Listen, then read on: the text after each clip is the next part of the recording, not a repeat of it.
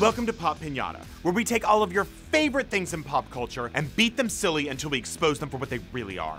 Dum-dums. Dark Shadows comes out this weekend, which means that we get to go to the multiplex and see our favorite stars like Johnny Depp and Helena Bonham Carter decked out in the finest fashions Hot Topic has to offer. But it all begs the question, do we really need another vampire movie, much less a vampire movie set during the disco era? Hasn't the life been sucked out of this genre? Nailed it. Is there any vampire storyline left with any fangs? Nailed it. Or are they all just a bloody mess? I nailed it. We're about to find out, because today it's my hunt for the worst movie in the world, Vampire Edition.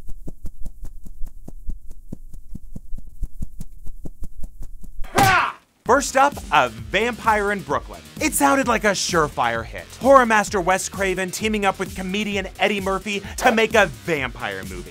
Wait, did I say surefire hit? Nailed it! And keep in mind, this was in Eddie Murphy's still trying phase, well before his career as a professional fatsuit filler.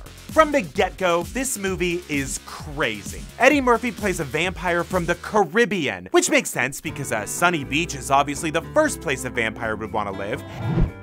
And he ends up in Brooklyn because of a shipwreck. Why Brooklyn? Because as the trailer asks, what could be scarier than a vampire? Try Brooklyn. On account of there were a lot of black people in Brooklyn. If a Caribbean vampire went to Brooklyn now, he'd be so annoyed by all the people asking him to join a co-op that he'd be like, no thanks man, get me on the next Carnival cruise out of here, and what the f are goji berries? Meet another Wes Craven joint. Wes Craven presents Dracula 2000, a new century, kind of like maxi pads made for thongs. Ladies, remember when they used to have wings? Dracula 2000 is full-blown cray-cray. It claims that Dracula is actually the spirit of Judas Iscariot. Yup, the Judas who betrayed Jesus. Yup, the Judas that's Lady Gaga's cholo boyfriend. We all know that Judas killed himself, but as Dracula 2000 explains, the rope broke, so now he's the father of the undead. And keep in mind, and also he's terrified of silver. Seriously, everyone in this movie is scared to death of silver, and not just silver, coins. Basically, a vampire's biggest enemy is Coinstar. So which one is the worst vampire movie of all time? The winner is Twilight.